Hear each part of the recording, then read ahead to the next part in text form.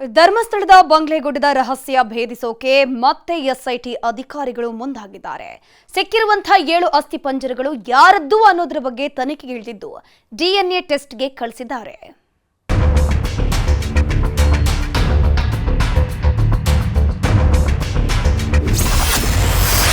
ಬಂಗ್ಲೆಗುಡ್ಡೆ ರಹಸ್ಯ ಭೇದಿಸಲು ಎಸ್ಐಟಿ ಕಸರತ್ತು.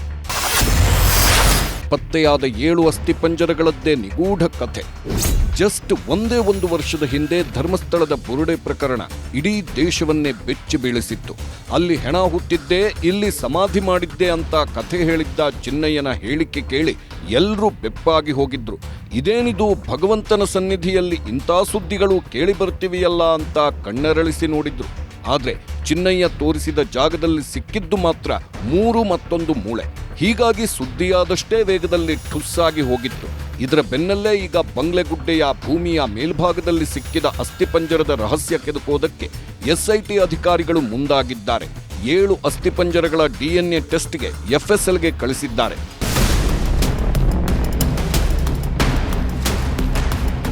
ಬುರುಡೆ ರಹಸ್ಯ ಬೆನ್ನತ್ತಿರೋ ಅಧಿಕಾರಿಗಳು ಈಗ ಅಸ್ಥಿಪಂಜರದ ಮರ್ಮ ಭೇದಿಸೋದಕ್ಕೆ ಶುರು ಮಾಡಿದ್ದಾರೆ.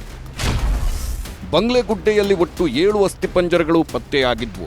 ಈ 7 ಅಸ್ಥಿಪಂಜರಗಳ ಗುರುತು ಪತ್ತೆ ಕಾರ್ಯವನ್ನೀಗ ಎಸ್ಐಟಿ ಅಧಿಕಾರಿಗಳು ಶುರು ಮಾಡಿದ್ದಾರೆ. 7 ಅಸ್ಥಿಪಂಜರಗಳನ್ನ ಡಿಎನ್ಎ ಟೆಸ್ಟ್ಗೆ ಕಳಿಸಿರುವ ಎಸ್ಐಟಿ ರಾಜ್ಯದಲ್ಲಿ ನಾಪತ್ತೆಯಾಗಿರುವವರ ಬಗ್ಗೆ ಮಾಹಿತಿ ಸಂಗ್ರಹಿಸುತ್ತಿದ್ದಾರೆ. ಕೇರಳಂ, ತೆಲಂಗಾಣದ ಮಿಸ್ಸಿಂಗ್ ಕೇಸ್ಗಳ ಬಗ್ಗೆಯೂ ಪರಿಶೀಲನೆ ನಡೆಸುತ್ತಿದ್ದು, ಧರ್ಮಸ್ಥಳಕ್ಕೆ ಬಂದು ನಾಪತ್ತೆಯಾದವರ ಬಗ್ಗೆ ಹೆಚ್ಚಿನ ನಿಗಾ ವಹಿಸಿದ್ದಾರೆ. ಈಗಾಗಲೇ 8 ಕುಟುಂಬಗಳ ರಕ್ತದ ಮಾದರಿ ಸಂಗ್ರಹಿಸಲಾಗಿದ್ದು, ಇನ್ನೂ 9 ಕುಟುಂಬಗಳ ರಕ್ತದ ಮಾದರಿ ಸಂಗ್ರಹಕ್ಕೆ ಸಿದ್ಧತೆ ನಡೆಸಿದ್ದಾರೆ. ಅಸ್ಥಿಪಂಜರಗಳ ಡಿಎನ್ಎ ಜೊತೆ ರಕ್ತದ ಮಾದರಿ ಹೋಲಿಕೆಯಾದರೆ ಎಸ್ಐಟಿ ಹೆಚ್ಚಿನ ವಿಚಾರಣೆ ನಡೆಸಲಿದೆ.